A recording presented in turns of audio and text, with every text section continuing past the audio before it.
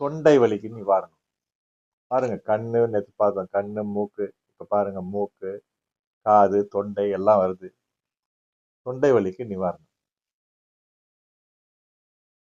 ஒன்று, சிறிதளவை இஞ்சியை வாயிலிட்டு மென்று உமிழ்நீரை துப்பிவிடாமல் குரல் வளை மூலம் உள்ளுக்கு சாப்பிட்டால் தொண்டை புண் குணமாகும்.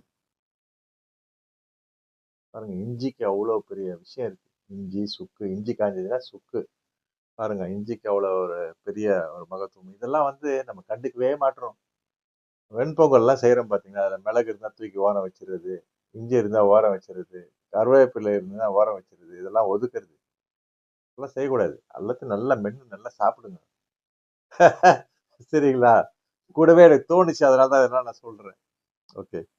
இரண்டாவதாக,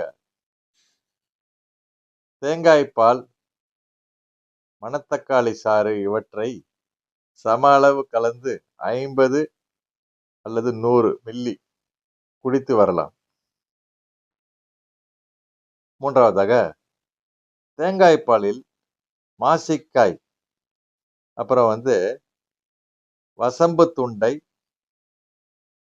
உரைத்து சாப்பிட தொண்டை புண் குணமாகும். நான்காவதாக, இஞ்சியுடன் 4 கிராம்பு சேர்த்து விழுதாக அரைத்து சிறிது சூடாக்கி தொண்டையின் மேல் பூசி வரவும். ஐந்தாவதாக, 2 எலுமிச்சை பழ சாறுடன் தண்ணீர் கலந்து தொண்டையில் படும்படி நன்றாக கொப்பளிக்கவும். ஆறாவதாக, அதிமதுரம், சுக்கு, சித்தரத்தை இவற்றை பொடி செய்து பாலில் கலந்து சிறிது மஞ்சள் தூள் சேர்த்து காய்ச்சி பனங்கற்கண்டு சேர்த்து குடித்து வர வலி குறையும். பாருங்க, இதுல முக்கியமான விஷயம், சுக்கு நம்ம ஏற்கனவே பார்த்துட்டோம். இதுல அதிமதுரம், சித்தரத்தை, இதெல்லாம் முக்கியம். நீங்க ஒண்ணு பண்ணுங்களேன், உங்க வீட்டுல 5-6 பெட்டி இருக்குங்களா? அது 5-6 பெட்டின்லாம் வைக்க வேணாம்.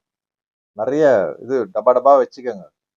அதுல வீட்டுல உளுத்தம்பருப்பு, மிளகு, அது சோம்பு, சீரகம் இதெல்லாம் வச்சிருக்கீங்களா? இதே மாதிரி இன்னொரு பெட்டியை ஒன்று ரெடி பண்ணி இதுல சுக்கு, மிளகு, திப்பிலி, ஏலக்காய், அது கூட அதிமதுரம், அப்புறமா சித்தரத்தைலாம் ரொம்ப அற்புதமான ஒரு மூலிகை. சித்தரத்தை இது மாதிரி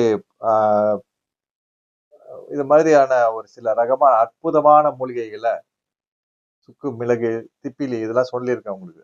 அது கூடவே நீங்க இஞ்சி நீங்க ரெகுலரா ஃப்ரிட்ஜில்